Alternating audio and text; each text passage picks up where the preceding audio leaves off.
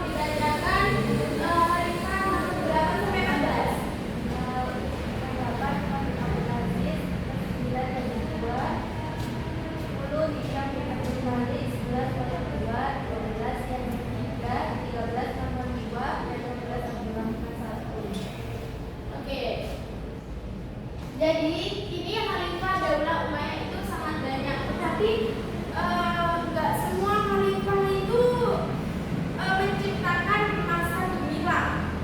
Nah, Daulah Umayyah ini paling jaya-jayanya atau masa keemasan itu di masa Umar bin Abdul Aziz. Nah, Umar bin Abdul Aziz ini adalah khalifah yang bisa dikatakan dia itu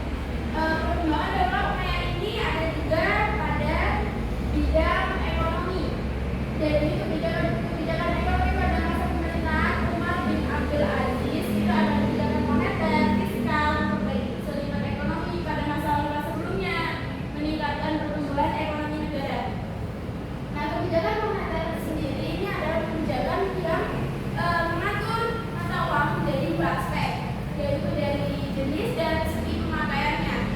Nah, pada masa Umar bin Abdul Aziz sendiri ini menggunakan mata uang yaitu dinar dan dirham. Apabila ada orang yang mengeluarkan mata uang koin atau yang lain tanpa seizin dia akan dihukum. Ada hukumannya. Lalu kebijakan fiskal ini kebijakan yang digunakan oleh Umar bin Abdul Aziz yang berupa memperbaiki tatanan ekonomi pada masa Umar bin Abdul Aziz. Itu seperti apa, Bu? Seperti membayar pajak. Nah, membayar pajak ini yang diambil dari pajak tanah dan pajak non muslim. Selanjutnya memperbaiki kezaliman ekonomi masa khalifah sebelumnya. Nah, pada masa khalifah sebelumnya itu banyak gitu loh, kayak pemimpin-pemimpin atau pejabat-pejabat itu yang kurang baik atau korupsi. Nah, sama Umar bin Abdul Aziz ini akhirnya itu diambil, hartanya itu diambil. Jadi mereka untuk dibagikan kepada yang lebih membutuhkan. Nah, selanjutnya meningkatkan pertumbuhan ekonomi negara. Nah, pada masa Umar bin Abdul Aziz ini hampir tidak ada masyarakat yang miskin. Kenapa, Bu? Karena pada masa Umar bin Abdul Aziz ini bisa dikatakan itu masyarakatnya itu lagi jaya-jayanya, kepemimpinannya juga lagi jaya-jayanya, sehingga masyarakat itu aman gitu loh, ekonominya juga teratasi gitu. Jadi hampir tidak ada yang bisa dikatakan miskin ya. Selanjutnya perkembangan Daulah Umayyah dalam bidang budaya. Nah, pada masa Bani Umayyah ini terjadi kontak budaya antar bangsa Arab dan berbagai negeri taklukan seperti Persia, Mesir, dan Eropa yang mendorong lahirnya kreativitas baru yaitu di bidang seni dan ilmu. Di bidang arsitektur mereka itu mencapai puncak kejayaan dengan pembangunan Dome of the Rock. Nah, Dome of the Rock ini bisa disebut sebuah monumen gitu loh, seperti monumen itu tepatnya di Yerusalem, yang mana monumen ini sampai sekarang itu masih dikagumi oleh masyarakat sekitar.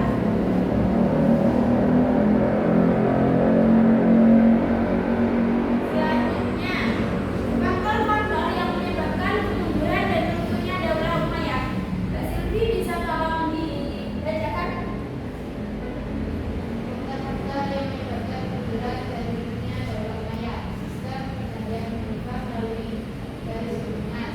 Latar belakang terbentuknya dinasti Umayyah, pertentangan etnis antara suku, sikap hidup mewah didirikan istana, hidupnya kekuatan baru yang didasari oleh keturunan Al-Abbas bin Abbas al-Muttalib. Nah, di sini Ibu akan menjelaskan mengenai faktor-faktor yang menyebabkan kemunduran dan runtuhnya Daulah Umayyah. Kan di dunia ini tidak ada yang kekal ya, yang jaya pasti akan runtuh dan roda itu berputar. Ada yang di bawah dan ada yang di atas. Nah, Bani Umayyah itu juga pernah jaya, dan ini Ibu akan bahas tentang kemunduran atau keruntuhan Bani Umayyah. Yang pertama alasannya karena sistem pergantian khalifah melalui garis keturunan. Seperti yang tadi dijelaskan, sistem pemerintahan kan menggunakan monarki ya. Itu kayak turun-temurun gitu. Itu yang menjadi Bani Umayyah ini runtuh atau lemah, karena dari situ pun juga garis keturunan itu kan misalkan anaknya itu 3, di istana itu anaknya 3, tapi yang menjadi pemimpin itu hanya salah satunya. Itu kan menjadi konflik antar saudara, itu yang menjadi dalam istana. Dari situ itu juga menjadi salah satu kelemahan Daulah Umayyah yang kedua terbentuknya dinasti Umayyah. Dinasti Umayyah itu kan terbentuk dari berbagai konflik. Itu dari Bani Umayyah itu terjadi di antara konflik-konflik yang sangat besar, yaitu dari mulai golongan Ali